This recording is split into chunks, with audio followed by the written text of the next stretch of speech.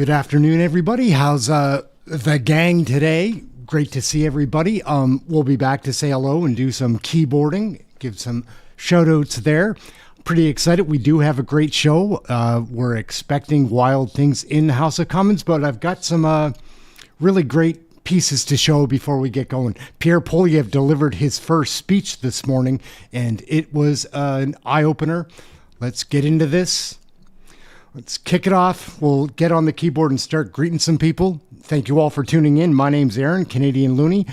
Smash the subscribe. Let's see what kind of crowd we can gather today. Let's kick this thing off. You guys know where we start. Just like this. In Canadian federal politics, the Canucks are represented by two separate yet unequal groups. The globalists who sold out and the opposition trying to salvage a country. These are their stories. Everyone has an opinion about Canadian federal politics. I know this place is where I am. No Check this out.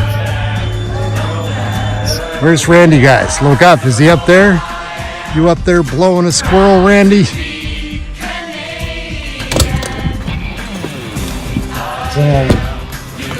We're gonna take a stroll up. So, what do you think? Hey gang, Aaron right here, Canadian Looney.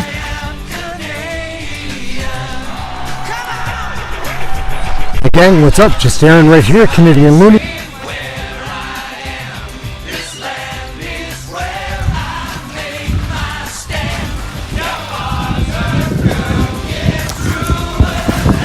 Gang, Aaron right here, Canadian Looney. Hey gang, what's up? Just Aaron right here, Canadian Looney. We have issues in Canada, right? Unless you're completely head in the sand, be aware of this. We've got a pretty great video here to show.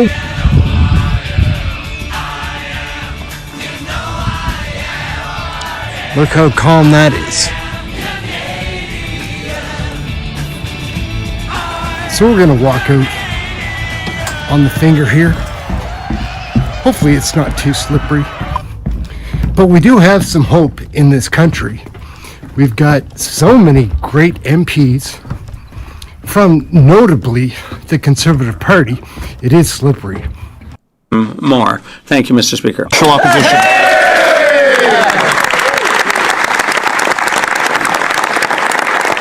Merci beaucoup, Monsieur le Président. Thank you. It is great to be back in the House of the common people, and this will be my first speech in this Parliament, so let me begin with thank yous. Thank you to my brilliant and beautiful wife, Anaïda, a fierce fighter, a problem solver. She's our very own MacGyver. She can solve any problem. A entrepreneur, the love of my life, the greatest advisor I've ever had, someone who inspires me to keep on going through all hardship, and most of all, a courageous and strong mother who is always there for our kids, for Cruz and Valentina, fighting every day and in every way to make sure that our little Valentina has all of the opportunities that every other child enjoys. Merci aussi. I would also like to thank Tio and Tia, Pablo and Maria. They're always there for us. They help us by taking care of our children. We're incredibly grateful to them. And to our children, Valentina and Cruz. Well, I'm sorry that Dad is often away on a plane, in another town, at an important meeting, far from home. My young son, Cruz, often tells me he's mad at Dad because Dad works too much. I want Cruz and Valentina to know that we are working for an important cause. We are working for the country that they will live in for the rest of their lives, and a country that's worth sacrificing for each day to improve. And I want to thank the great people of Battle River Crowfoot. Some people said it must have been a burden to go straight into a by-election campaign right after a national election. I say it was a blessing to spend time with such amazing, extraordinary people. These are the people who feed, power, and protect our country. And they welcomed me with open arms, even though they knew I was a city boy from Calgary, and that Calgary is a long way from Consort, Coronation, or even Camrose. They brought this city boy in and gave him some good rural education. They schooled me in much wisdom, whether it was at the bronc matches or the rodeos, the farmers markets, or the other gatherings. They taught me and reinstilled in me the great values of hard work, of family, of community, of self-reliance, of strength, and of patriotism. And to them, I will always be grateful.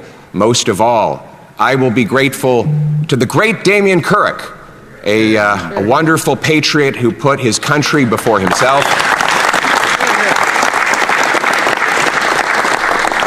A father, and of course, most of all, a farm boy. And he brought me onto the farm and taught me a few lessons.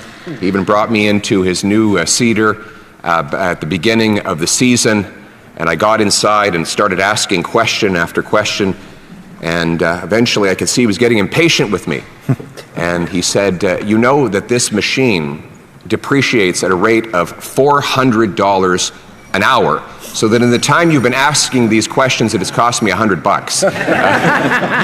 I'm not a farmer, but Damien tells me that if I were, I would be outstanding in my field. Oh, come on, at least one dad.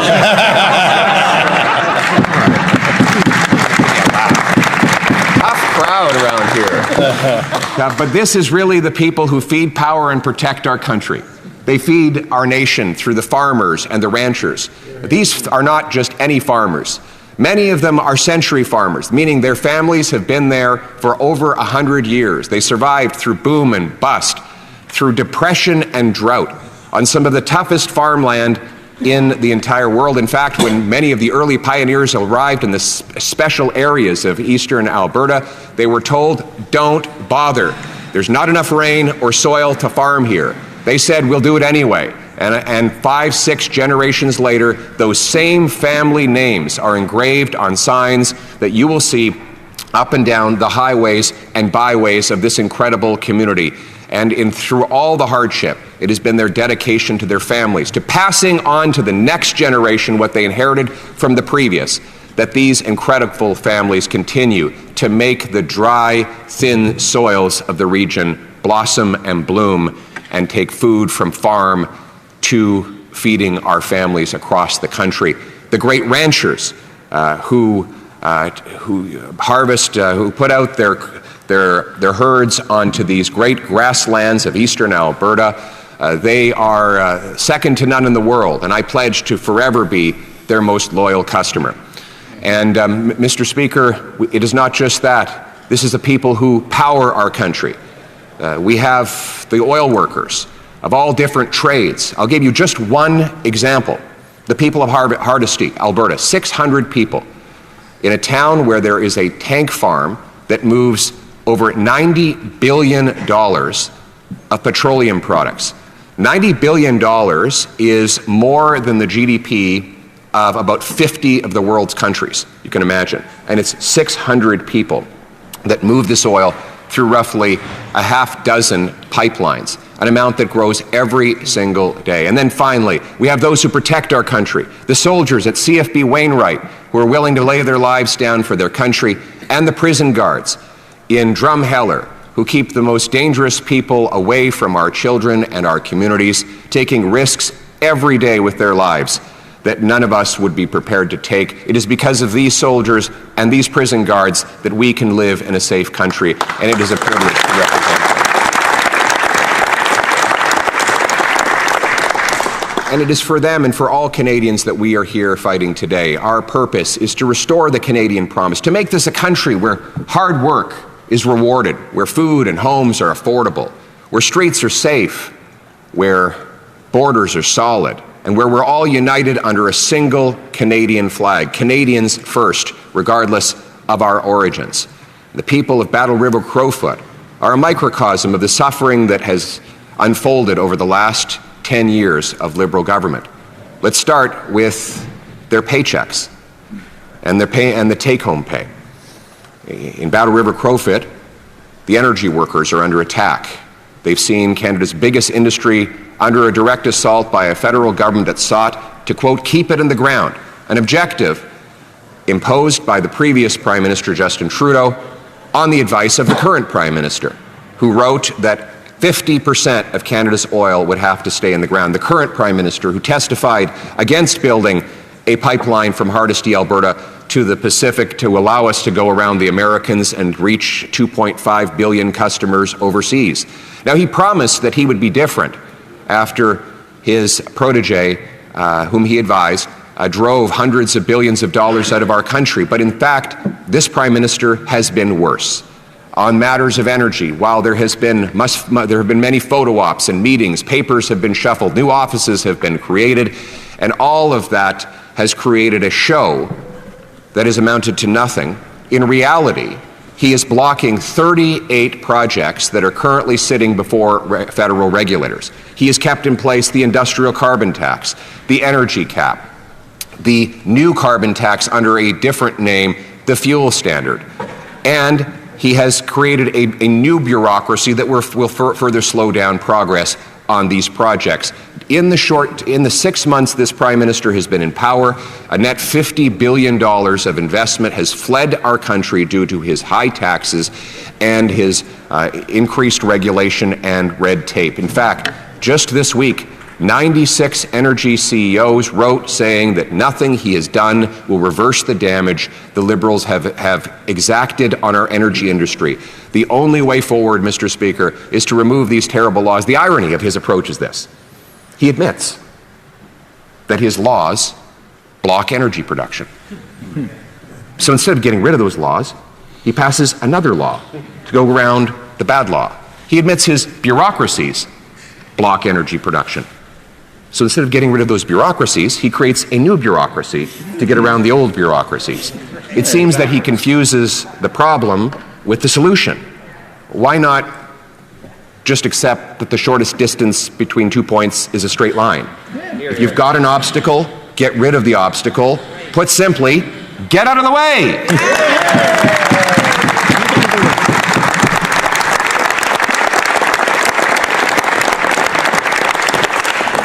So that is one example of how he blocks people from earning paychecks. And if they should be lucky enough to earn any paycheck at all, then he takes a big bite out of it. Liberal taxes now represent a higher cost than food, clothing, and shelter combined for Canadians, meaning that government is the single biggest cost in their lives, a cost that has risen dramatically in 10 years of Liberal government. And then what's left of their take-home pay gets eaten up by Liberal inflation. This is when governments create cash faster than the economy creates the goods that cash buys. The Prime Minister is a notorious inflationist. He has a terrible record on the subject. Of course, when he was the governor of the Bank of England, he had the second highest inflation rate in all of the G7, and only worse than the Liberal government provided here in Canada. He caused the housing crisis there by printing cash. And of course, the British media said that he was the unreliable boyfriend of central banking, constantly changing his mind and engaging in decisions that drove up costs and drove down growth. And what do you know? Here he is repeating the same mistakes in Canada that he made over there, the same mistakes he advised Justin Trudeau to make. He does it all. The definition of insanity is doing the same thing over and over again and expecting a different result. We as Conservatives want to slash the bureaucracy, the consultants, the foreign aid, the corporate welfare, the handouts to phony refugees, to bring down the cost so that no longer government will print money, and in fact, we can preserve the purchasing power of our dollar.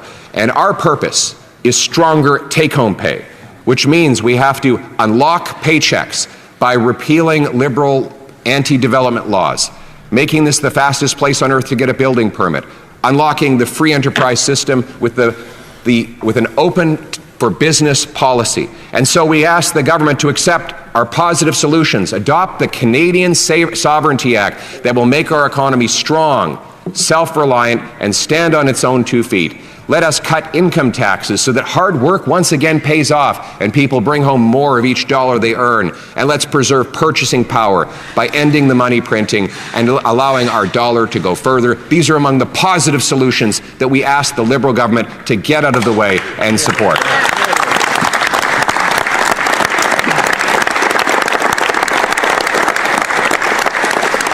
But increasingly, Mr. Speaker, people feel endangered in their own communities. I saw this in rural Alberta where people didn't even lock their doors 10 years ago. Now they worry about burglars breaking in, about thieves siphoning fuel and copper wire on their properties. In big cities, people are terrorized by story after story of increasing crime. And Mr. Speaker, these Liberals love to say that that is just sensationalism and that all the brainy experts will tell you crime is down. I'm sorry, that doesn't work either.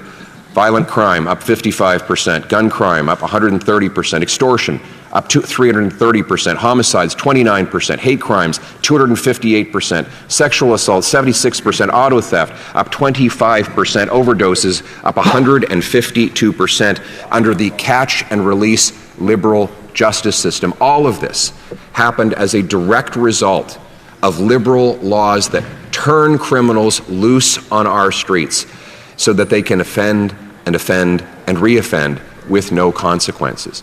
We warned of this when these bills were first passed, but the Liberals went ahead anyway. And every single member of this Liberal caucus that was here before the last election voted for all of these laws, voted to keep them in place, including the new Liberal Justice Minister, whose very appointment is a signal that this Prime Minister is not serious about reversing the damage his party has done. The fact that he would name Justin Trudeau's worst minister to be in charge of crime shows that he is happy to continue with the disastrous criminal justice policies that got us into this mess.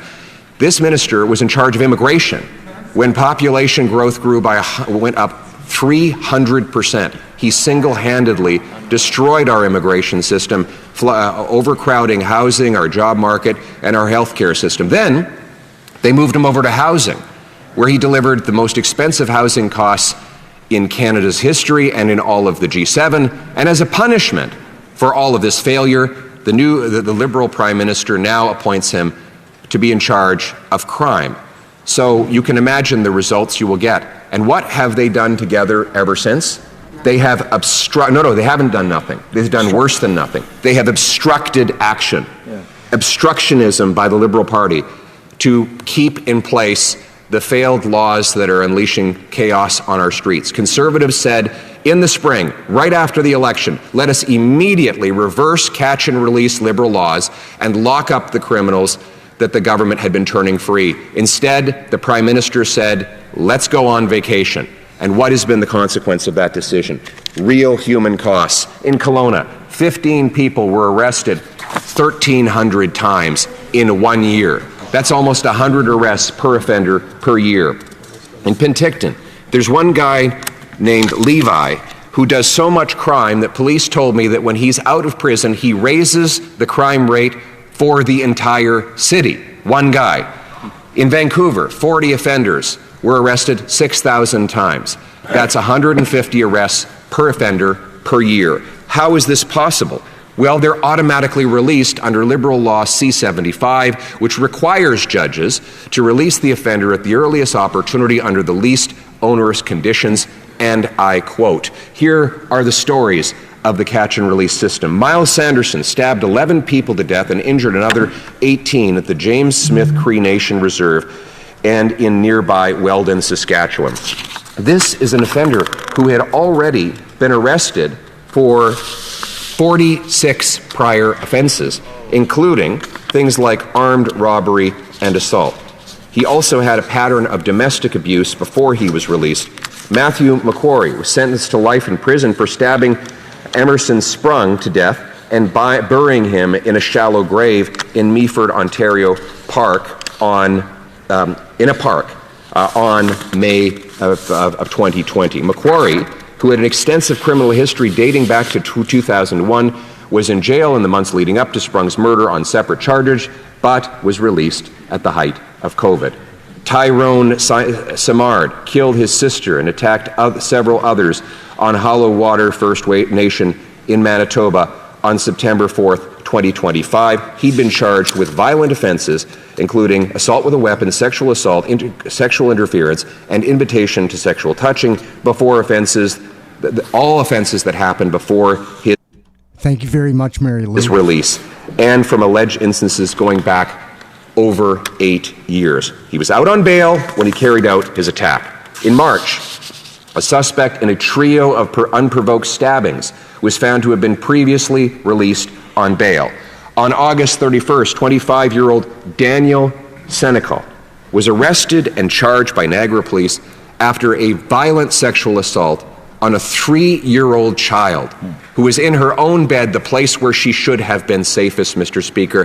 He was out on release, even though he had already assaulted a 12-year-old. All of these scumbags should have been in jail. And if conservative laws had been in place, they would have been in jail. Unfortunately, this Prime Minister thought his summer vacation was more important. And even since he has returned, he and his Justice Minister have been obstructing our efforts to lock up these criminals and change the law. Once again, if the Liberals are not prepared to reverse their own mistakes, then get out of the way and let Conservatives make Canadians safe again.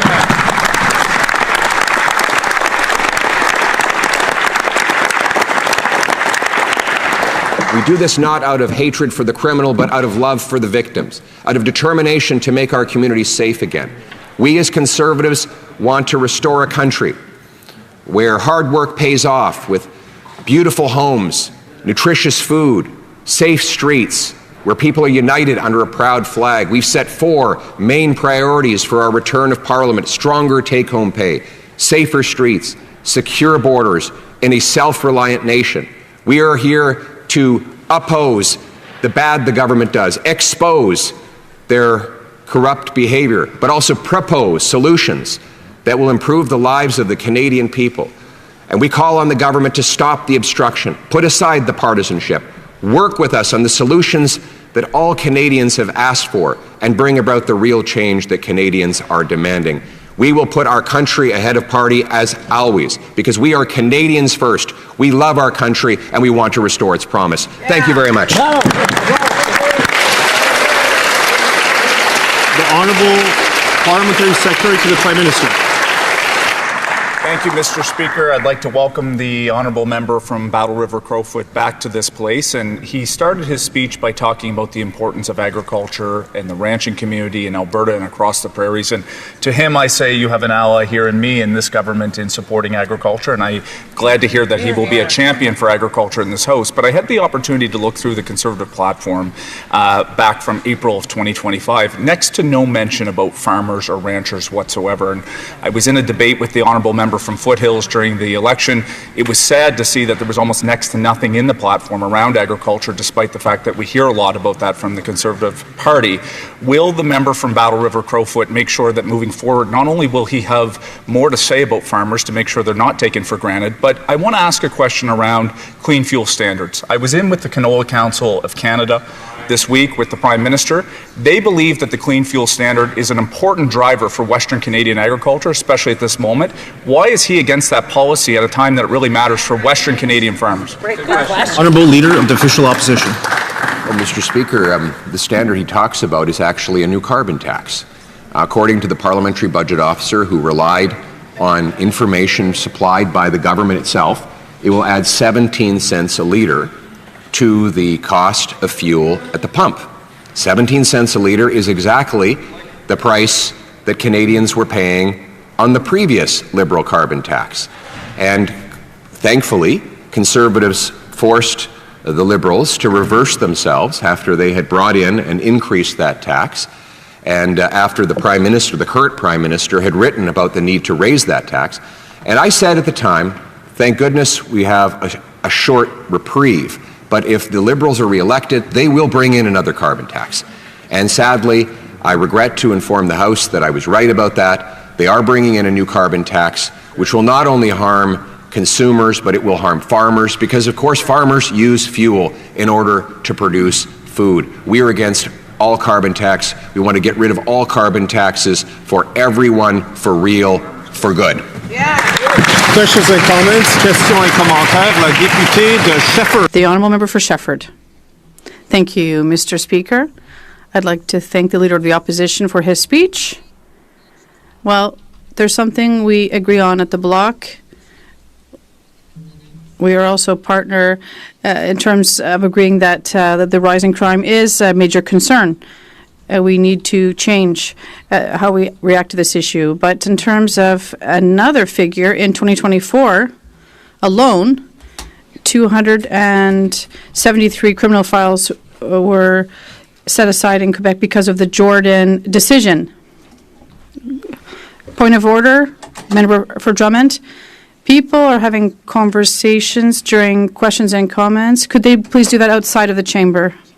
I'd like to thank the member for Drummond. Of course, if the parliamentary secretary would like to talk to the member across the way, I would ask them to take these discussions outside of the chamber. Going back to the member for Shefford to complete her questions. Did you finish? Member for Shefford. Thank you very much, Mr. Speaker. I'd like to thank the Leader of the Opposition for his speech.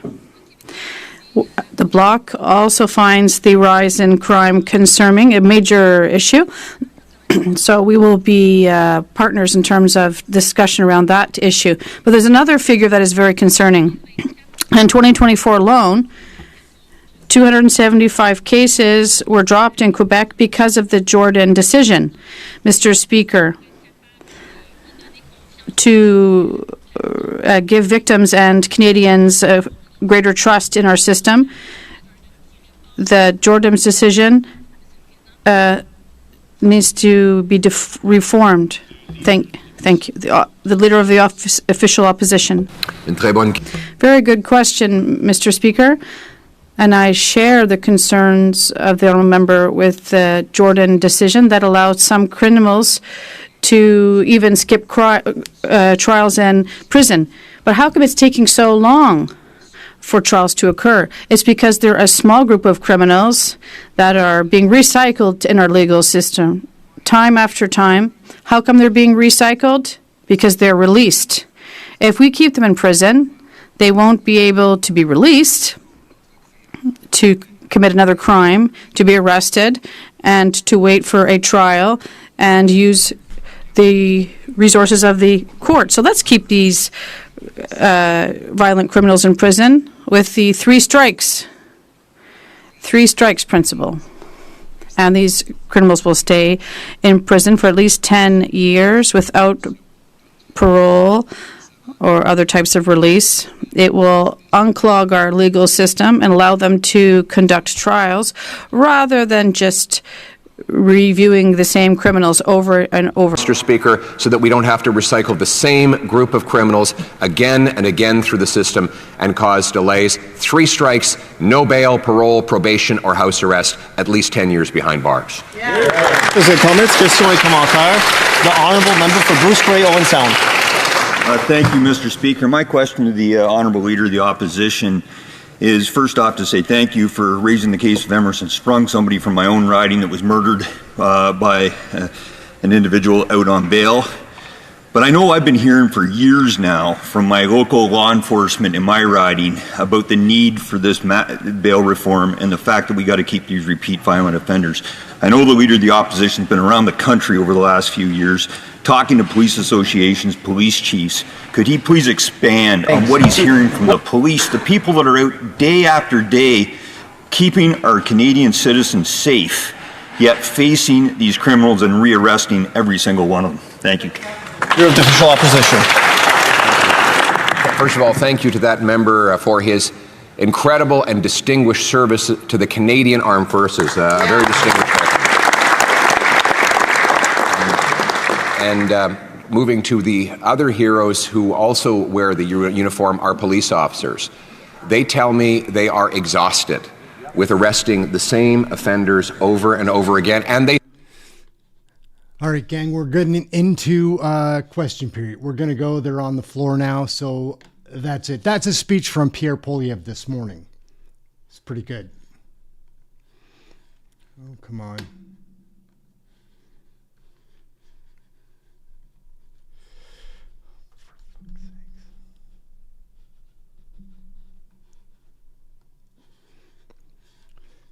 important project to life. Their work ensures that the victims of this tragedy will never be forgotten. Mr. Speaker, Canada continues to stand with their families in pursuit of justice and truth. Thank you. The honourable member for York Durham. Yesterday, the Prime Minister proclaimed himself a fiscal and policy expert and promised Canadians that Canada would have a declining level of debt. But another expert, the Parliamentary Budget Officer, instead warned Canadians, quote, the deficit will absolutely increase because of additional spending. Now, you don't have to be an expert, let alone a self-proclaimed expert, to know that more spending means more debt. And more debt means higher housing inflation, food inflation, and harder times for Canadians. The budget watchdog went on to warn, quote, it is impossible to assess the likelihood that the government will meet any of its fiscal anchors. Justin Trudeau's deficit was $46 billion. The Liberals promised it would only be $62 billion in the election. Now BMO says it might be $80 billion, and the C.D. Howe Institute estimates it could be $92 billion. Canadians deserve to know, Mr. Speaker, how high will the deficit go before the November 4th budget? The Honourable Member for La Salle et Marc-Verdun. Mr. Speaker, now that the school year is well underway, many families in La Salle et Marc-Verdun have been able to start the school year on the right foot thanks to a wonderful show of support. Thanks to several community organizations, including CARD, Bienvenue à l'Immigrant, and Mission Bon Accueil, we distributed hundreds of backpacks filled with school supplies to many children in the riding. I would like to extend a special thank you to Claudia Olga of CARD, Mr. Watts, and Ms. Mvondo, and their organizations. I thank them for their outstanding commitment. I also had the pleasure of presenting 74 certificates to local youth who participated in the Canada Summer Jobs Program. Youth employment, reduce inequalities, and build a stronger community. Merci à tous les partenaires. Thank you to all our partners and volunteers for their dedication. I wish you a great start to the school year. Thank you, Mr. Speaker. For Prince George, Peace River, Northern Rockies.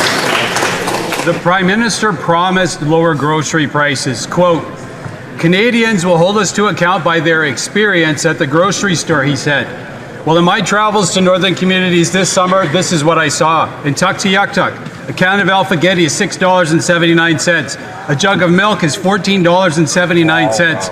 A 900-gram jar of Cheese Whiz is $17.29. In Cambridge Bay, a can of baked beans is $9.99. A 1.5-liter bottle of ketchup is $19.88. A box of soup crackers is $22.99. Lastly, in the Iqaluit, a can of mushroom soup is $10.19.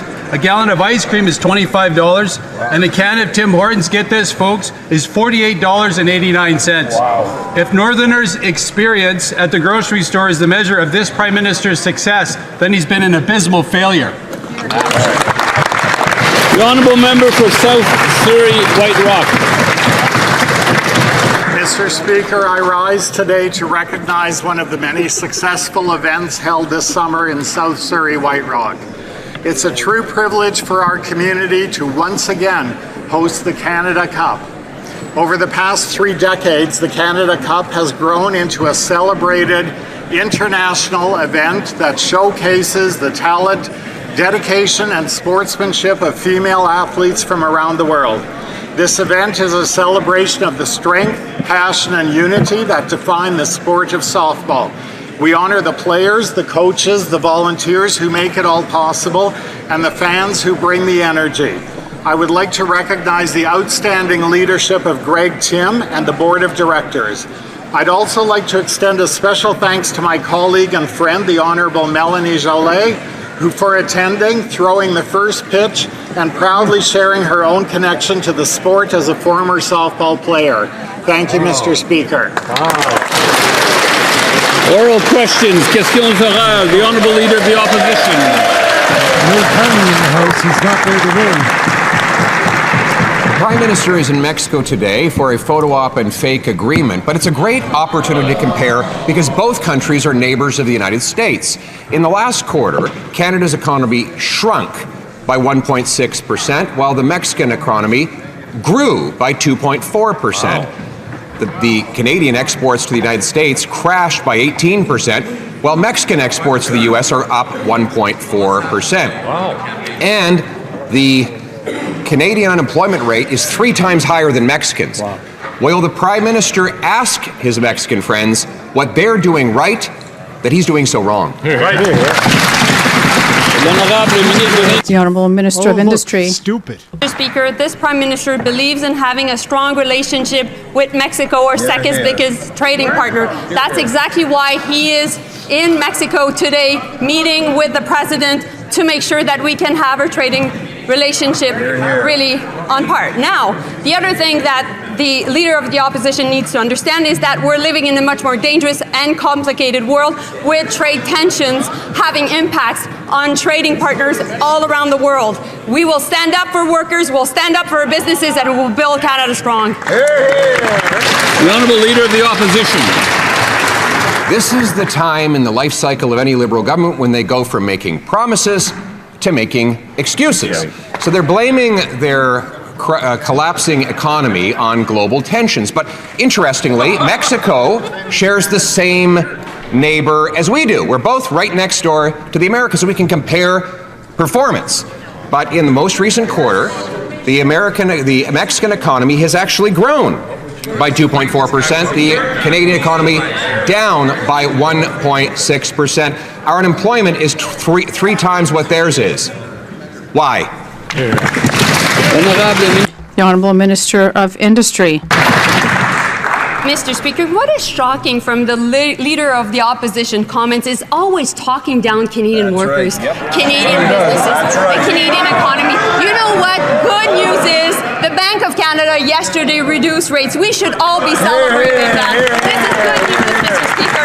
And we will be there for businesses in the tariff sectors, including aluminum, steel, auto, copper, and all the other sectors, because we know that these workers are important, these businesses are important, and we have a plan to build Canada strong. The Honourable Leader of the Opposition. We support workers, and particularly the 86 million workers who have lost their jobs because of Liberal policies who are collapsing our economy. Question. Mexico has grown its economy by 2.4%, while Canada has seen a shrinking of 1.6%. Mexican imports to the U.S. have gone up, where ours have lost, gone down by 18%, and their unemployment is 3 times lower than ours. Why? The Honourable Minister of Industry. Clearly, the Leader of the Opposition doesn't know what he's talking about. Because when we look at the Canadian economy right now, interest rates are down. The Bank of Canada has announced 2.5% for its key rate. It's good news for all those who have homes or are on the point of buying one. Right now, we know we have to work with Mexico and also the U.S., but our strategy is not only to build strong Canada, but also to look to other trade partners in Europe and Asia, and also in Mexico, of course, as well, to grow our economy. The Honourable Leader of the Opposition. We've had a free trade agreement with Mexico for almost 3 decades. So the Prime Minister is going for nothing more than a photo op, another fake engagement.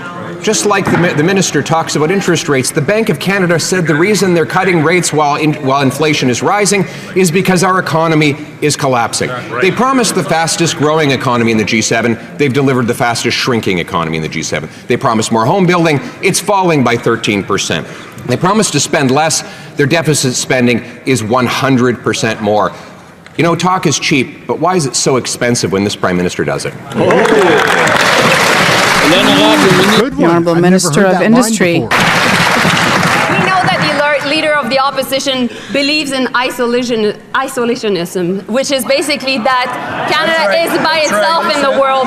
We believe that we need to engage in the world. We need to make sure that Canada is working with trading partners from Mexico, from Europe to Asia, and that is why the Prime Minister will continue to travel to make sure to engage with leaders of this in the world, because we believe that it is the way to build a strong economy at home, save and protect jobs, create new ones, attract foreign direct investments, and ultimately to make sure that Canada's voice of peace and multilateralism is heard in the world. The Honourable Leader of the Opposition.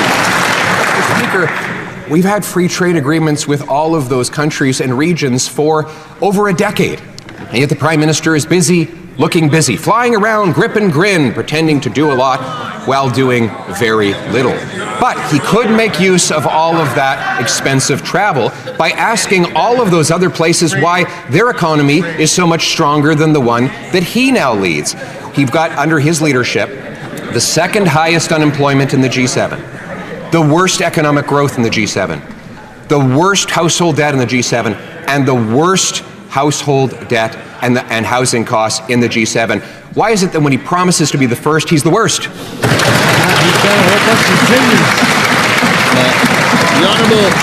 The Honourable Minister of International Trade. Mr. Speaker, as we look at what's happening with global trade headwinds, we need to step up as a country and be there around the world to make sure countries know that we are here. They want to deal with a reliable, stable trading partner.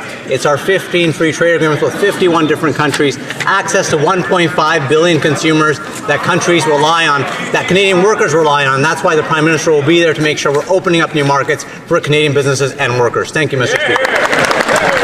The Honourable Leader of the Opposition. Speaker, these aren't new markets. The member might have been asleep. Actually, he seems like a very young man. Maybe he wasn't born when Brian Mulroney negotiated NAFTA with the Mexicans. Maybe the Prime Minister was sleeping the day Conservatives negotiated a free trade agreement with the Europeans. He's going around taking credit for things that he never did while his economy collapses here at home. Canadians cannot eat, heat, or house themselves. Will the Prime Minister stop making excuses, taking fake trips, and get down to his job?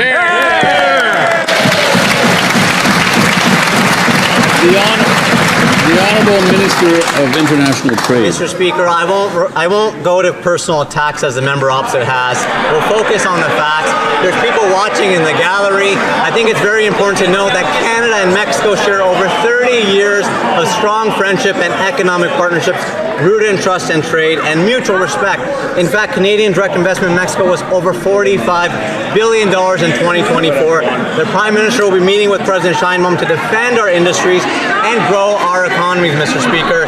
Canada is committed to CUSMA, and we're actively collaborating with Mexico, and that's why the Prime Minister is there to make sure.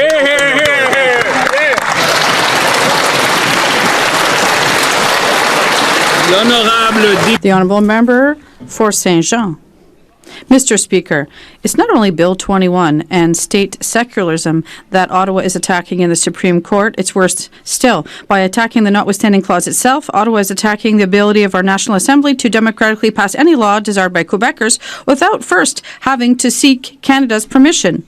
This is an attack on secularism, but it's also an attack on our historic ability to protect the French language. It's an attack on our values and on the sovereignty of our Parliament.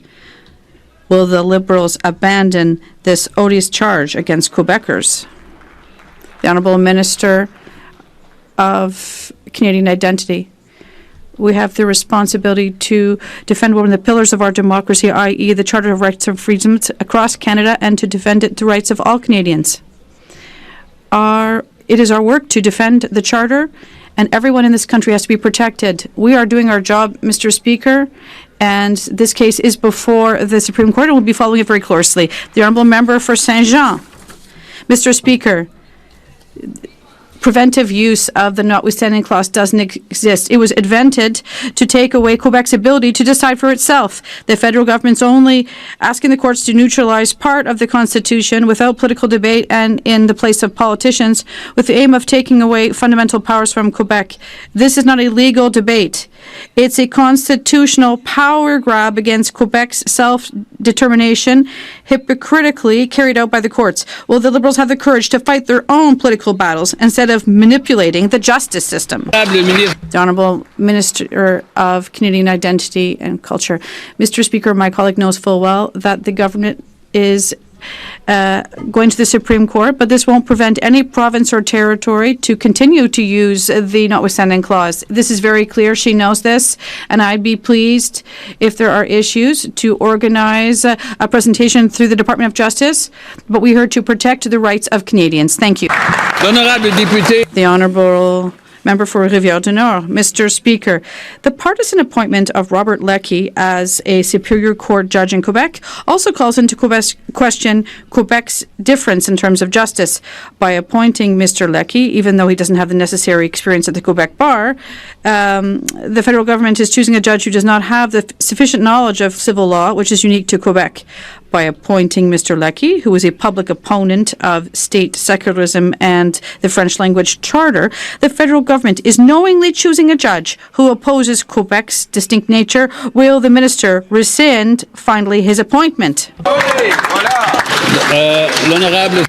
The Honourable Parliamentary Secretary to the Minister of Justice. Thank you, Mr. Speaker. Judicial appointments to the Superior Court is the federal government's area of expertise, and Quebec participates in this discussion. We do so in good faith and arrive in agreement. Minister Fraser is in contact with his counterpart, and they plan to meet in September. The independence of our judiciary remains a cornerstone of our democracy. After 10 years of passing catch-and-release laws that let dangerous offenders free just hours after getting arrested, the Liberals are still obstructing efforts to undo these laws. They voted down our motion, shut down Parliament, called a snap election, went on summer holidays, and still haven't even started the process to fix what they've broken. So Conservatives will do it for them. Our plan will end catch and release and give 10-year jail sentences to anyone convicted of 3 serious offences. We could pass these laws today.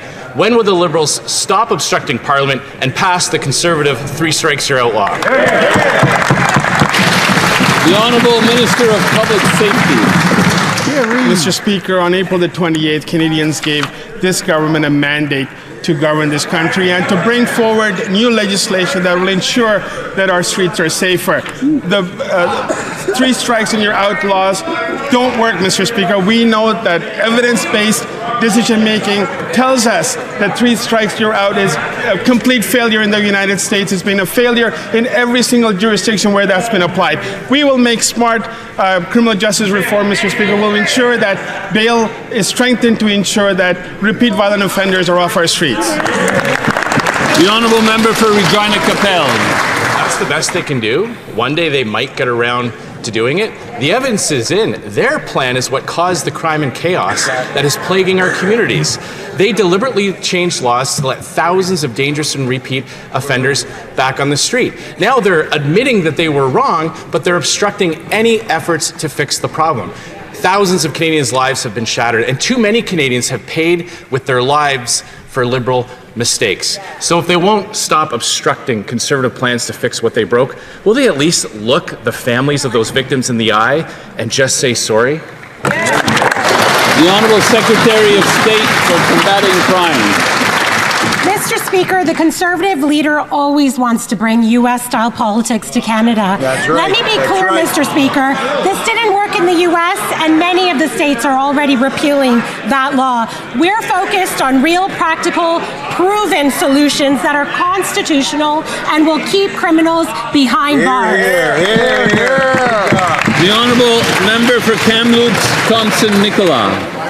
157 kilograms. The amount of cocaine that was recently seized by Alberta police.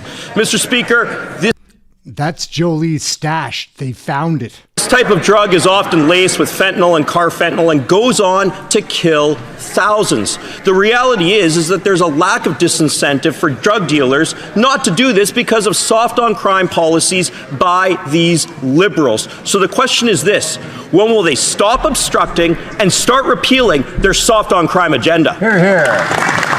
The Honourable Minister of Public Safety. Mr. Speaker, let me take this opportunity to thank law enforcement for their diligent and hard work in ensuring that drugs are off our streets.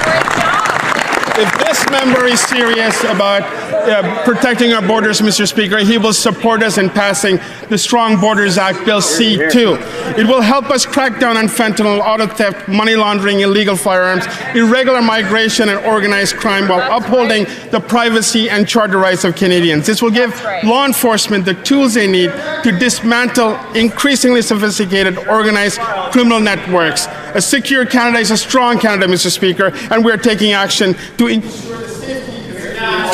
The honourable member for Vaughan Woodbridge. Vaughan has seen 7 shootings, 7 incidents of violent crime. Since the Liberal government changed the bail laws, violent crime is up by 50%. Wow. Our Conservative motion calls for a 3 strikes and you're outlaw to keep repeat violent offenders in jail. So why is the Liberal government waiting until next month to introduce bail legislation, putting more Canadians in danger every day? The Prime Minister's failure to act is a betrayal of the victims of crime. When will the Liberals stop obstructing so people can feel safe in their own homes? Oh, great question. The Honourable Secretary of State for Combating Crime. Mr. Speaker, one of the ways that the Conservatives can be effective is they can help us pass C2. That's right. Currently, all mail couriers like UPS, FedEx, Purolator, they can all be checked for drugs. What can't be checked is packages of Canada Post under 500 grams. 2 grams of fentanyl is lethal. It can kill a human being. Why are the Conservatives on the side of drug traffickers? Oh my God. The honourable member for Fundy Royal. Mr. Speaker, if anyone has an interest in taking dangerous guns off the street, it's the police. But in a stunning indictment of the Liberals' gun confiscation scheme, the Ontario Provincial Police have just told this government they will not participate in their ridiculous gun grab. The OPP know what we've been saying all along, that spending hundreds of millions of dollars to confiscate the property of law-abiding Canadians will not make our streets any safer. Today, the Liberals have the opportunity to do the right thing and put an end to their catch-and-release justice system. Will the Liberals stop obstructing and support our motion to keep violent repeat offenders off our streets? The Honourable Minister of Public Safety.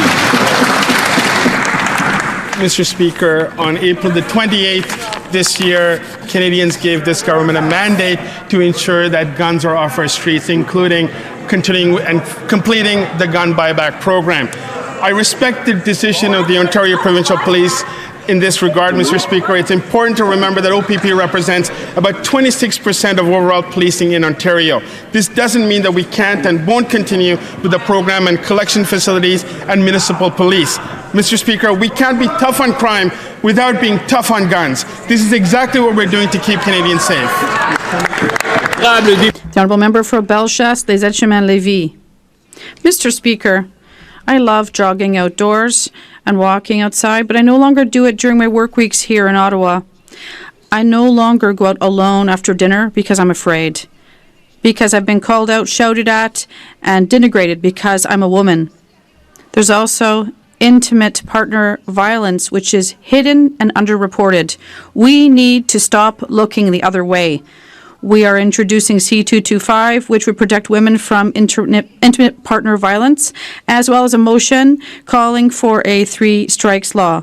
Will the Liberals support us? The Honourable Parliamentary Secretary to the Minister of Justice. Mr. Speaker, we are working hard to put forth legislation shortly. The Minister of Justice started committed to this chamber to table a bill this fall, and we know that community safety is not just a slogan, it is our responsibility. While we are want to achieve tangible results, the opposition is just using slogans and fears. Canadians deserve better and want to feel safe in their own communities. And we are going to take action. Thank you, Mr. Speaker. The Honourable Member for Bellechasse, Les Aides-Chemins-Lévis. As a woman, I am disappointed to hear that. Women are constantly on high alert. Behind closed doors, the situation is troubling. Intimate partner violence is the most common form of violence against women. Our colleague from Kamloops, Thompson Nicola, tabled this morning Bill C-225. It would protect women who have no voice. Can we count on the Liberals to adopt this bill quickly? Yes or no? The Honourable Parliamentary Secretary to the Minister of Justice. Mr. Speaker, I understand my colleague when she talks about how hard it is to walk in the street. I know this as well. However, this is not the proposal that we saw today that will help increase safety of our streets. We're talking about logical legislation with all levels of government for our securities that will allow us to give us a collective solution. And therefore, it is by adopting Bill C2 that we will be able to do something together for women in Canada.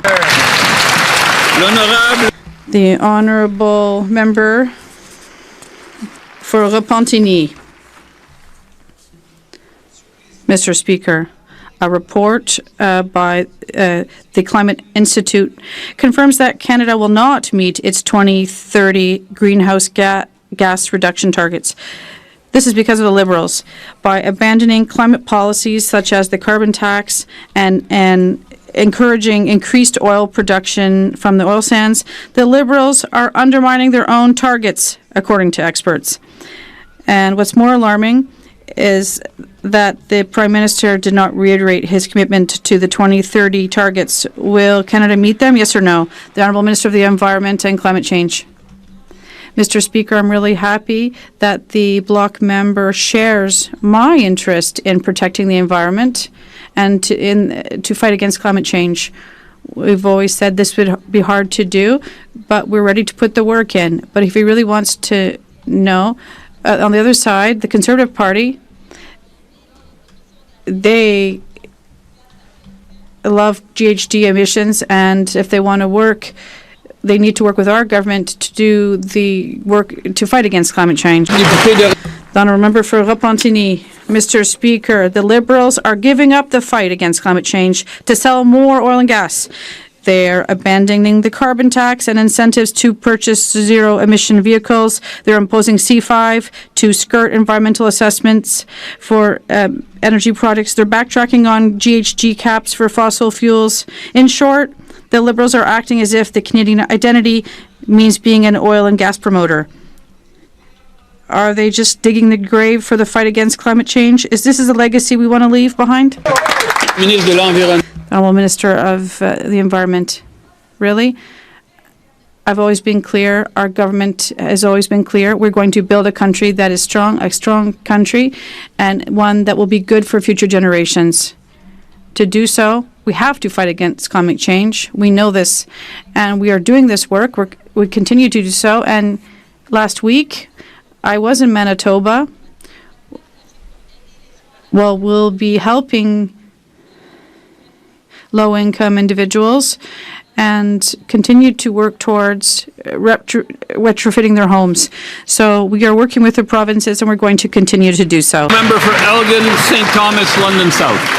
Thank you, Mr. Speaker. Liberal bail laws have broken the system beyond parity. In St. Thomas, a repeat offender was arrested for breaking and entering, released on bail with a curfew. He had to be in his home by 10 p.m. every night. But there's an issue. He's homeless. He doesn't have a home. The Liberals have made it so ridiculous people are getting released on bail with a curfew to nowhere.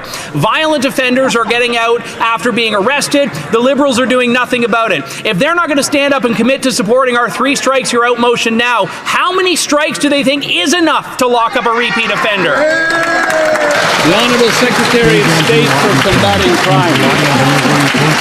This government is tough on crime. We're introducing new legislation this fall to strengthen our bail system for those charged with violent offences. Through our Stronger Borders Act C2, we're cracking down on organized crime, auto theft, fentanyl, and human traffickers, and securing our borders. We're listening to Canadian law enforcement agencies, and we are going to ensure that we put forward measures that keep Canadians safe. Hear, hear. Great job. The Honourable Member for Oxford. Mr. Speaker, soft on crime, Liberal laws are hard on Canadians and our communities. Just yesterday, Halton region passed a unanimous motion demanding action from the Liberals on repeat violent offenders now, not in October, not next year. After a decade of Liberal catch and release laws that have allowed criminals to terrorize our communities, they're now obstructing conservative jail, not bail laws that will lock up our criminals. How many lives have to be lost before the Liberals finally wake up and get out of the way? The Honourable Minister of Public Safety. Mr. Speaker, slogans are not going to resolve crime on our streets. What's important for us is that we bring forward legislation to address the issues around serious violent offenders as well as bail reform. That's exactly what the Minister of Justice is doing. He's been consulting with Canadians across Canada. I've been able to meet with a number of police chiefs as well as police unions to talk about smart criminal justice reform. That's exactly what we'll be doing, Mr. Speaker. The Honourable Member for Charlebourg, Haut-Saint-Charles. Mr. Speaker, Liberal policies on house arrest are irresponsible, and they've allowed reoffending to go up by 55% since 2015 with violent crime. And there's a constant increase in this problem.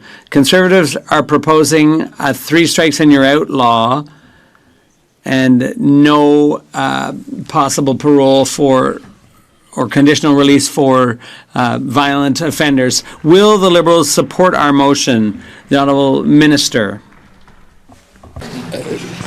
The Honourable Parliamentary Secretary to the Minister of Justice. Mr. Speaker, we work in close cooperation with the provinces and territories in order to overhaul the parole system or the bail system.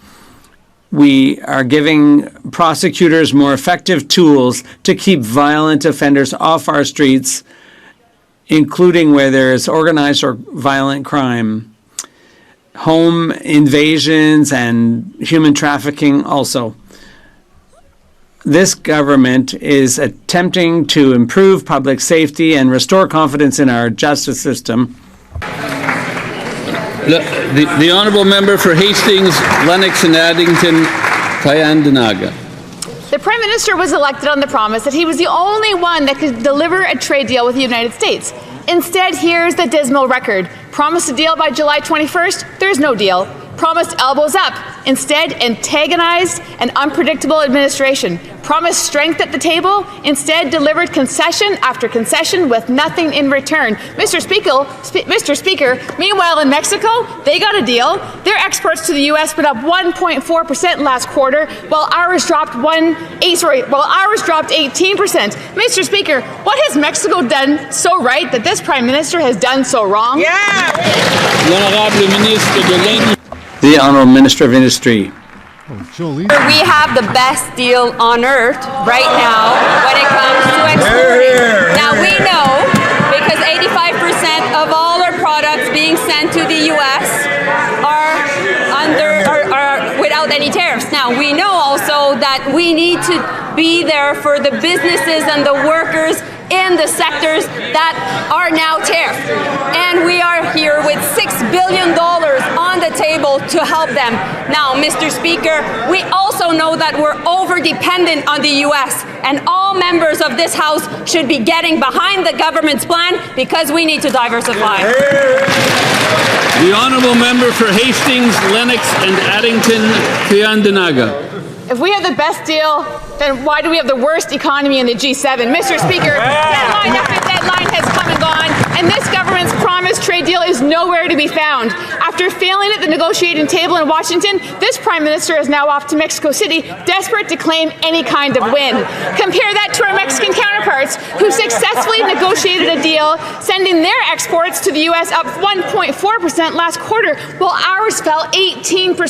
Mr. Speaker, again, what has Mexico done so right that this Prime Minister has done so wrong? The Honourable Parliamentary Secretary. Mr. Mr. Speaker, Canada and the U.S. share the world's most integrated, mutual beneficial trade partnership. That's not up for debate. Millions of jobs in Canada and the U.S. depend on our trading relationship. Canada already, and it's unequivocal, has the best deal amongst U.S. trading partners. While we continue to negotiate with the U.S. and with Mexico, our government is focused on what we control the most, diversifying our trade relations and supporting Canadian businesses and all sectors. The honourable member for Peterborough. Speaker, residents of my riding have contacted me and my team to express their frustrations with the delays they experience when they try to contact the CRA. We know that the dedicated employees of the CRA provide valuable services.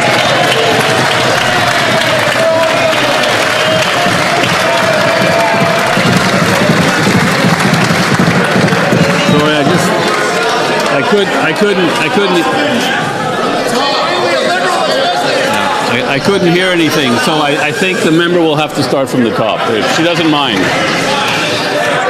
From the top, please. Maybe in a minute, but from the top for sure. So from the top. Mr. Speaker, residents of my riding have contacted me and my team to express their frustrations with the delays they experience when contacting the CRA. We know that the dedicated employees of the CRA provide valuable services to Canadians, but the reality is clear. Demand has increased significantly in recent years and the system needs to be improved. Could the Secretary of State for the CRA and financial institutions inform this House of the measures taken by the government to improve services delivery at the CRA? The Honourable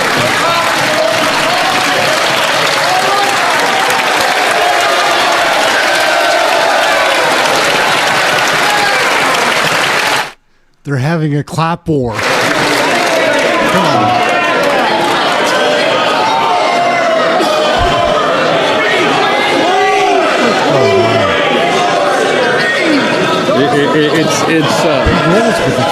It's nice to see such unity in the House.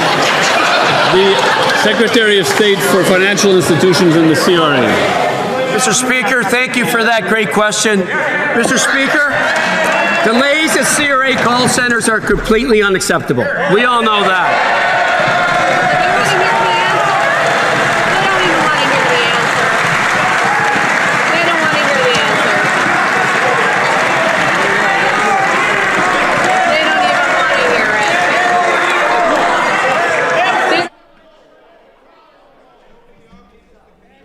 The honourable member may continue. First, that's my first standing ovation. Thank you. But seriously,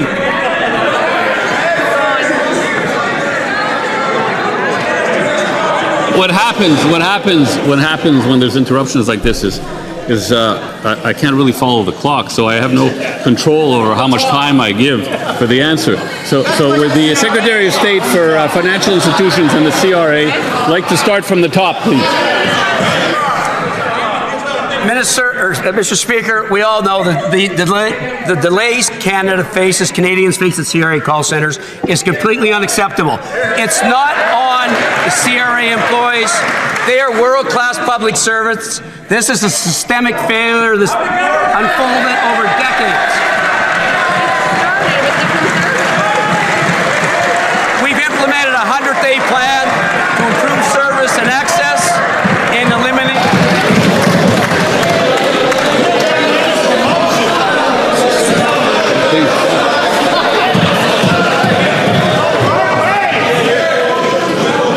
Is the honourable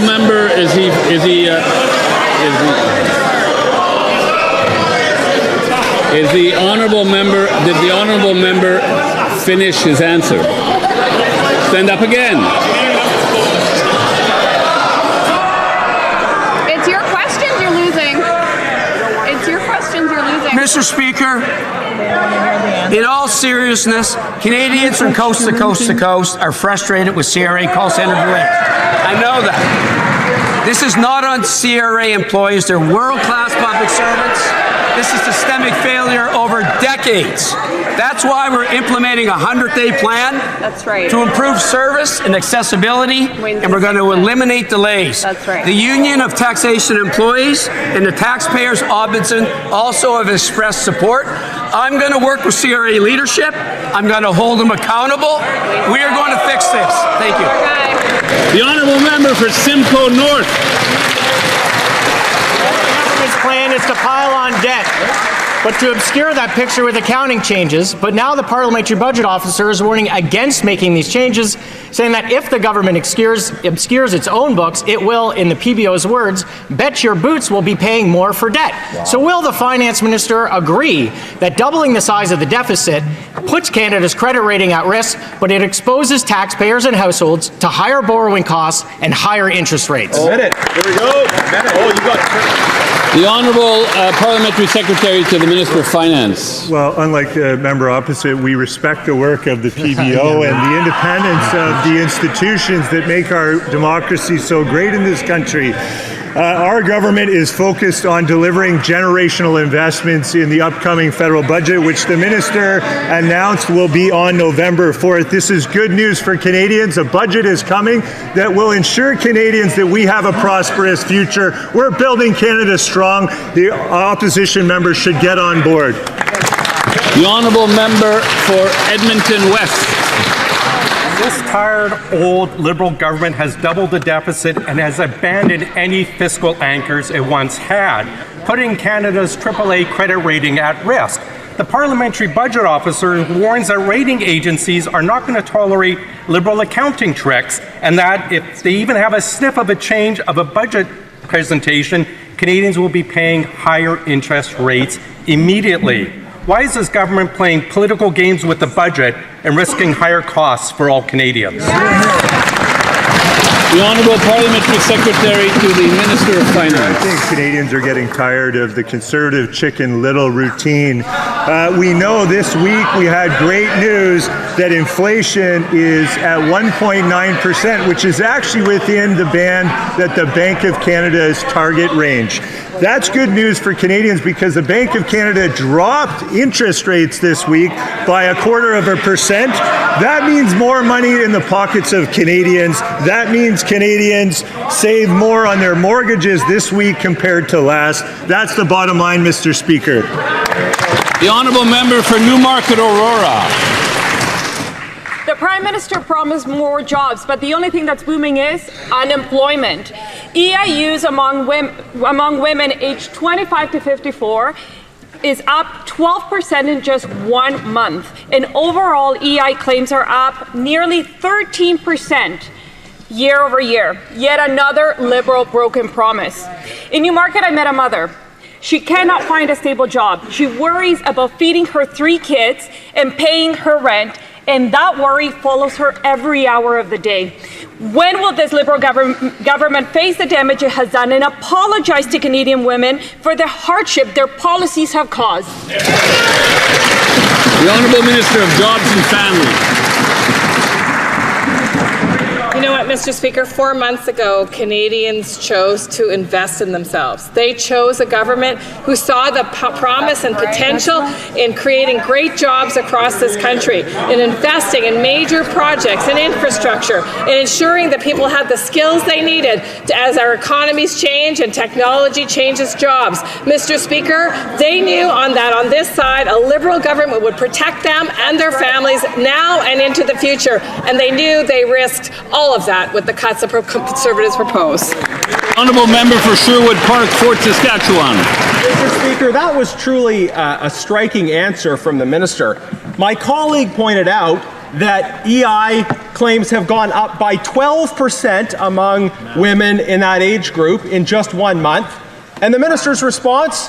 At least we have jobs. At least the Liberals are still here. Mr. Speaker, they should think less about themselves and their own jobs and more about women and people of all ages who have been negatively affected by their policies. The Parliamentary Budget Officer said the labour market sucks, wages are not going up. They are presiding over an employment disaster. When will they reverse course? The Honourable Minister of Jobs and Family. Well, Mr. Speaker, take it from a Conservative to try to torque the words that I clearly did not say. In fact, what I said was that Canadians chose a government that would invest in them, that would adjust our EI measures to reflect a changing economy so that people could access EI where previously they couldn't, where people could keep more of their earnings if they were separated from their job, where people would have longer weeks in case of a collapse of their industry. Mr. Speaker, we know that there are sectors struggling through increased tariff action, and we have not stopped. We have not stopped to protect Canadian families. That's what they... The honourable member for Sherwood Park, Fort Saskatchewan. Mr. Speaker, the minister is so busy congratulating herself that she hasn't taken... From the top, please. The honourable member for Sherwood Park, Fort Saskatchewan. Mr. Speaker, the minister is so busy congratulating herself for I don't know what that she hasn't actually listened to the numbers that we heard from Statistics Canada today. The situation is truly dire when it comes to unemployment. 12% increase for women 25 to 54 in 1 month alone. 23% increase year over year. Unemployment has been going up steadily for 3 years. Youth unemployment is at recession levels. We have the worst youth employment numbers in over 25 years. Mr. Speaker, this isn't the time for self-congratulation. This is the time to change the policy. The Honourable Minister of Jobs and Families. Mr. Speaker, I'm congratulating Canadians because Canadians chose a government that knew when things were tough that government would protect them. What did we do, Mr. Speaker? Even before the election and enhanced after, we made sure that if a Canadian's job was threatened through unfair tariff action, they would be protected. And they knew that Conservatives would not take care of them in these economically challenging times. They knew they couldn't count on Conservatives. Why, Mr. Speaker? Because every time Conservatives had a chance to stand up for Canadians, they voted against them. Wow. The honourable member for Hamilton East, Stony Creek. Food inflation is up 70% since the Liberals took office. Groceries are up 3.5%. That's 70% above inflation target. Beef up 33%, canned soup up 26%, grapes up 24%. The Prime Minister said Canadians would judge him by the cost at the grocery stores. The new report from Food Banks Canada gives Canada a failing grade on food insecurity. He has failed. Does the self-proclaimed great economist Prime Minister think that long lines at the food banks are good for our economy? The Honourable Secretary of State for Sport. Mr. Speaker, Food Banks Canada conducts important research and they also make very important recommendations for governments. They say that we should strengthen the social safety net to support Canadians facing affordability challenges. So we're doing that with dental care, with the middle class tax cut, with Build Canada Homes, with $10 a day childcare. Those things are making a difference in Canadians' lives, and the Conservatives voted against every single one of those measures. Are the Conservatives content to just keep pointing fingers, or are they going to make some recommendations? Maybe read the report from the experts like food bankers across the country serving Canadians. The honourable member for Hamilton East, Stony Creek. Nicole from the Stony Creek Food Bank informed my office that 1 in 4 households need to visit a food bank. 1 in 3 individuals walking in are children. They were serving 30 to 40 families per day before the summer, now 55 to 65 per day. That's up 71% since spring. Quote, Christmas season demand without Christmas level donations. Canadians were promised food prices would decrease, but they've gone up. Would the Prime Minister please explain to the good people of Stony Creek why this promise was broken? The Honourable Secretary of State for Sport. Speaker, when I take the time to sit down with food bankers and experts in poverty reduction right across the country, they make recommendations. They talk about strengthening our social safety net and making sure that there's services like EI available to Canadians. Mr. Speaker, we've also got challenges with northern food insecurity, and that is something that we are working on directly on the advice of experts in poverty reduction. So again, I'll ask, will the Conservatives just continue to point fingers or make some real recommendations? Maybe perhaps read the Food Banks report, garner a little bit of insight from the experts on the front lines, and work together to end this crisis. The Honourable Député de Louis Saint. The honourable member for Louis Saint Laurent. Mr. Speaker, 10 years of reckless Liberal spending has fueled food inflation, and we know that in just a few weeks, the deficit will be even bigger. Who would have believed it? Food inflation affects all Canadian families. The Prime Minister said this week that the tariff war was having an impact. Is that right? Can he tell us why apples grown in Canada, picked in Apple, and sold in Canada, eaten by Canadians, cost 14% more? The Honourable Minister, thank you very much, Mr. Speaker, and I'd like to thank my colleague for his question. It's always fascinating to see the Conservatives growing a conscience during QP and then forgetting it right after.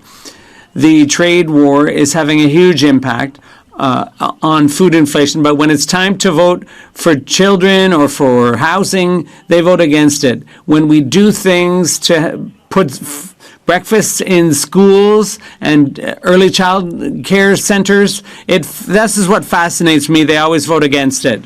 The Honourable Member for Louis Saint Laurent. Mr. Speaker, we're talking about something essential to life here, food.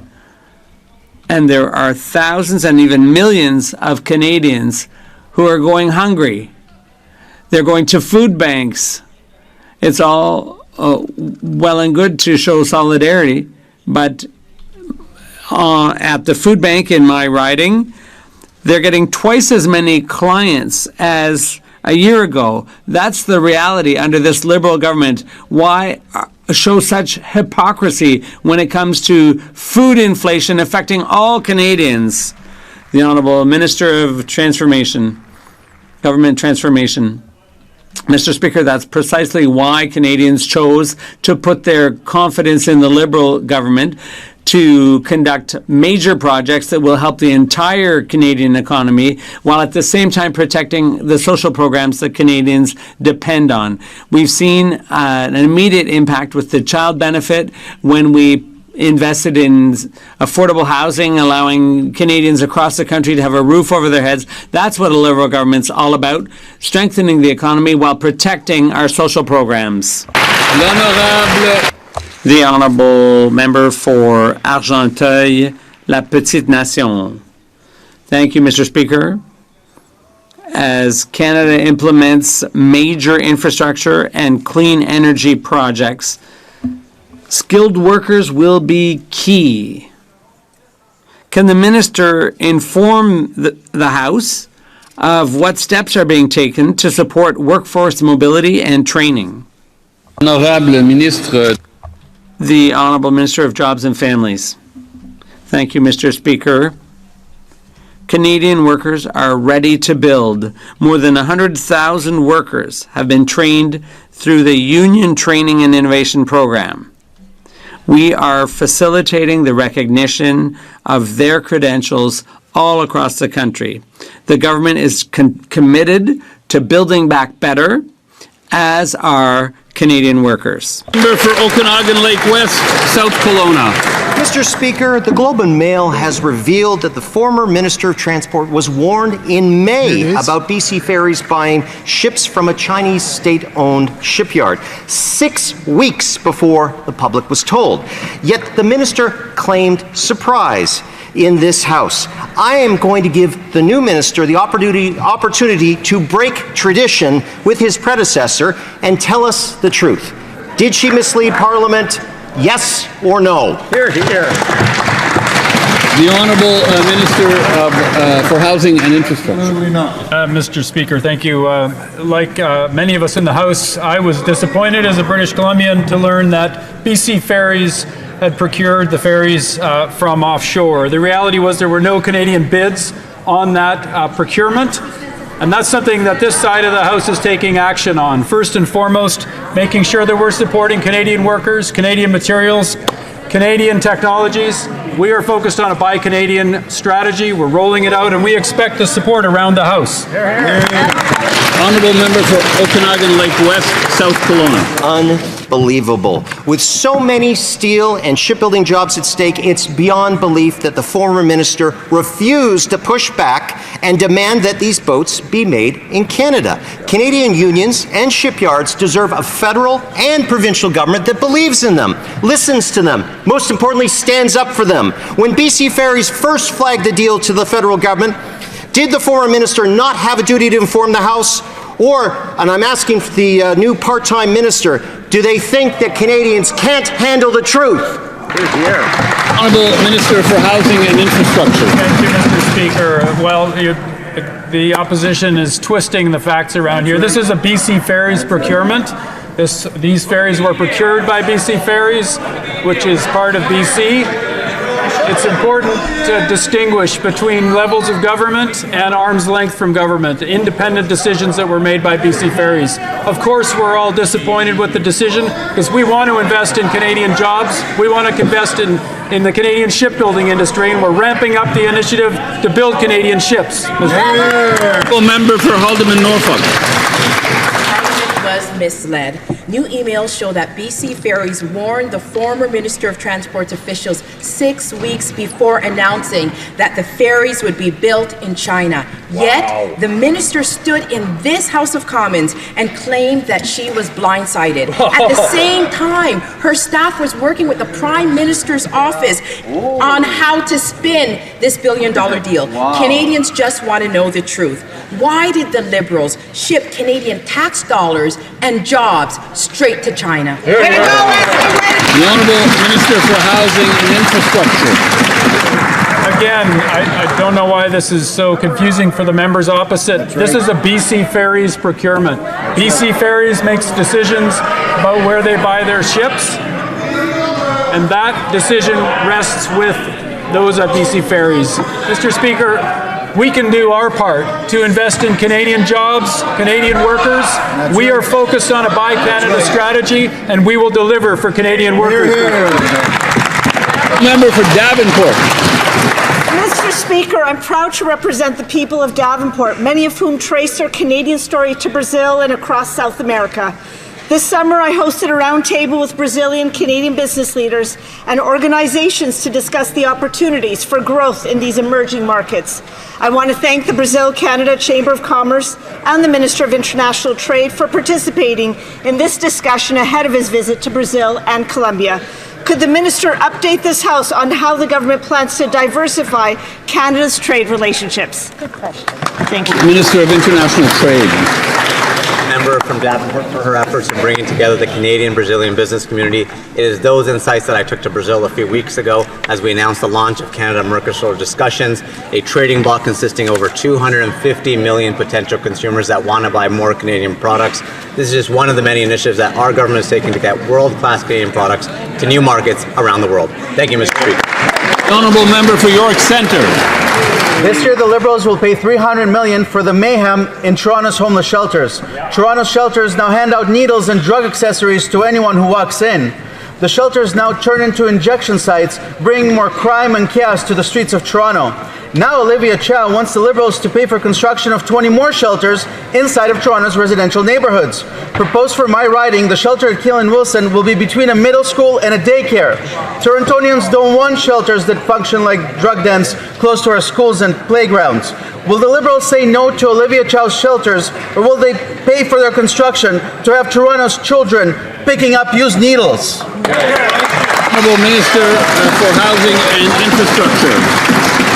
Thank you, Mr. Speaker. Well, I appreciate the member opposite giving me the opportunity to talk about an unprecedented $1 billion investment in supportive housing for people who are homeless or in shelters so they can move into transitional housing supported by health supports. We have an unprecedented investment ahead of us to make sure people can move from shelters into housing. We expect the members opposite to support that. The Honourable Member for Edmonton Strathcona. Mr. Speaker, postal workers are the backbone of our communities. They deliver prescriptions, they deliver checks, they deliver vital communications. They could expand services as well to include things like postal banking and seniors check-ins. Yet instead of supporting the workers, instead of allowing them to bargain, the Liberal government has chosen to fight with over 65,000 workers. They've used Section 107 to suspend postal workers' legal rights to strike. Why is the government siding with Canada Post instead of standing up for fair wages, safe workplaces, and a stronger... L'honorable ministre de la Transformation. The Honourable Minister of Government Transformation. Thank you very much, Mr. Speaker. Canada Post is a vital national institution for this country. They provide service to many remote and rural communities, and I commend the workers on their work. It's been 158 years that Canada Post has been doing their good work, and I hope both parties will reach an agreement. Thank you, Mr. Speaker. Honourable member for Nunavut. The high cost of groceries makes life in the harsh Arctic more difficult. The discontinuation of the ICFI Hamlet Food Voucher Program hit Nunavut hard. People often ask for donations just to feed their family. Shame. This is a direct result of chronic underinvestment in Nunavut by both Liberals and Conservatives. I have written to the Minister of Indigenous Services. Will she respond with much needed investments? Shame. The Honourable Minister for Northern and Arctic Affairs. Mr. Speaker, our new government is making life more affordable in the North through practical action that reaches families, strengthens communities, and reflects Northerners and what they've told us. We're supporting Indigenous-led housing solutions and building more homes right across the 3 territories in Inuit Nunangat. We're making sure that 14,500 families can afford essential food through the Canada Child Benefit. We're expanding access to traditional foods with the Harvester Support Program and improving Nutrition North so that families can put real local food on the table. Most importantly, we're listening, we're refining our approach with the guidance of Indigenous leaders and building real partnerships that deliver results.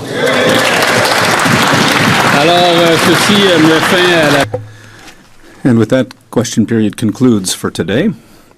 And I will give... All right. That was a pretty fun show, I thought. I thought that was pretty fun. Pierre was on fire, man. He was funny. He had a couple of stingers and zingers, and it's always more entertaining when he's asking questions and Jolie has to respond. I mean, she's so coked out of it, she barely can speak. What a time. No, that was a fun one for Thursday. I'd like to thank everybody for tuning in. We're back tomorrow, but on Fridays they start a few hours early. So just be aware of that. Well, it'll be there anyways to watch, but if you want to watch it live, we'll be starting, I believe, 3 hours earlier. So that is it. Oh, Crash TV, what's up? It's been a busy chat. I love that. This is a fun chat room, guys. It's very interactive. I don't find, like, very infrequently, it could be the moderators do such a good job. I just don't see it. But it doesn't seem like trolls even find this site. Like, I get that stuff in my regular videos, but it's very infrequent that we have somebody that's like a closed-minded, woke, stupid troll liberal, like, that comes in and tries to sell us their bullshit. It doesn't have, it's weird. And everyone here seems, to me, to be very well informed. A lot of people are very funny. A lot of critical thinkers. We're frustrated. I mean, this is a bad thing that's been happening to our country, and it is on purpose. That's what we've got to, like, you got to correct people when they're saying, oh, they're so incompetent. You need to correct them and back them up and say, no, they're doing it on purpose and pretending that they're stupid so that you'll accept it. Because you'll accept somebody giving you a wrong answer if you think they're stupid. But if you know they're trying to deceive you, that rubs you the wrong way. And they are trying to screw our nation. And it boggles my mind. I can understand, like, Trudeau being corrupt and, like, maybe a couple of the top brass. But all of these people... Not all of them, not Gary Adesangre, like, he wasn't right. There's a whole bunch of them that don't qualify for the statement I'm about to make. But it's hard to believe that someone that grew up here to be the age that you'd have to be in Parliament would do that to our nation, right? Like, that's the part that still confuses me. It's like, what the hell is wrong with you? Like, you're doing that for money? Power? Like, how insecure are you? Like, I have no money, I have no power, but I'm not going to lie to a fellow Canadian to try to rip them off so I can benefit myself. That's just not me. And I know it's not the way that the people in this room are. It's mind-boggling. Anyways, it was a fun show. We're going to wrap up, see if we can find something to go out on here. And you want to know what I'm going to do? Yeah, I'll find something for us to go out on. I think this is the intro to the show. I'd like to thank everybody again for coming to the chat room. Always to our team of moderators. You're an amazing crew. We'll see what goes down. Fridays, I often found were the most interesting day because you get to see some MPs that never speak except on Fridays. And that can be interesting. Curious to see if Pierre shows up tomorrow. Like, he doesn't often show up on Fridays, but and we know Carney's not going to be there. I don't think we'll see him 10 times in the House of Commons. Pierre mops the floor with him. And he can't handle it. He stutters and stammers on his words and says the wrong things, answers in the wrong language. I think he's overconfident. I think he screwed over the UK and he pulled it off. But he did that from a bureaucratic position. He didn't have to really face the public. Like, where is he going to go in the country that like 3/4 of the people, well, maybe just half, because 1/4 of the people would be like on the fence, and then he's probably got 1/4 of the people that are like whitewashed in their minds. But he'd be hated. And it's going to get worse for him. There's a lot of people covering this stuff now to compensate for the legacy medias, what they've been doing to the country. There are many channels out there. I'm not suggesting to go and watch them all. Watch my stuff live. But yeah, watch their videos. See what people are saying out there. Anybody that you see doing videos that look like they're independent, but they're pushing the left side, they're being paid by the government, by your tax dollars. Every single one of them have their hands in the pot, and not one of the indies that are pushing for change or the right wing. Because again, I'm not a right winger. And neither are these liberals left wingers. They're something else. They're a corporation of psychos that work for Santa Claus and the PRC. Anyways, that's enough. We're going to go out on this, guys. Thank you all so much. Aaron, Canadian Looney, like, share, subscribe, share this with somebody. Come back and join us tomorrow. Thank you all again for tuning in. That was fun, I found. Question period got fun again, which, here's one. Frank Scarpaleggia helps. He is a pretty decent Mr. Speaker, House Speaker. Got it. He's my least detestable of the Liberals. I even kind of like Frank. I think he got into politics before it went corrupt, and he was like, well, now what do I do? They're corrupt. Like, he'd be aware. Anyhow, guys, that's it. We're out.